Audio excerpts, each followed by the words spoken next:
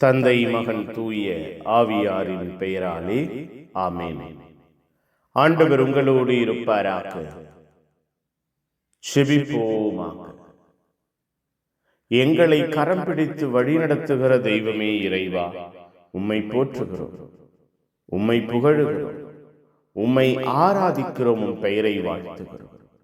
எங்கள் ஒவ்வொருவரையும் ஆசீர்வதிக்கிறீரே, பாதுகாக்கிறீரே, பராமரிக்கிறீரே. நன்றி அப்பா. இரக்கத்தால், கிருபையால், வல்லமையால் எங்கள் வாழ்வை உயர்த்துகிறீரே. நன்றி. நீரே எங்கள் அடைக்கலமாய், எங்கள் ஆதரவாய், ஆசீர்வாதமாய் செயல்படுகிறீரே. நன்றி.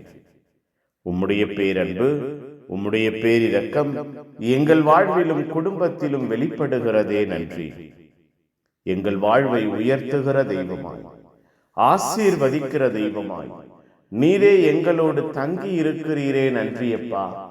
எங்கள் ஒவ்வொருவரையும், எங்கள் உள்ளங்களையும் இல்லங்களையும் ஆசீர்வதிப்பீராக. புதிய நாளிலே புதிய அன்பினால், புதிய ஆற்றலினால் எங்கள் வாழ்வை நிரப்புவீராக. எங்கள் உள்ளங்கள் இல்லங்கள் ஆசீர்வதிக்கப்படுவதாக, பலமடைவதாக, திடமடைவதாக, ஆரோக்கியம் பெறுவதாக. எங்களுக்குள்ளாய், எங்கள் குடும்பத்திற்குள்ளாய் நீர் உம்முடைய வல்லமையையும் அன்பையும் எல்லா நிலையிலும் நிலைநிறுத்துவீராக.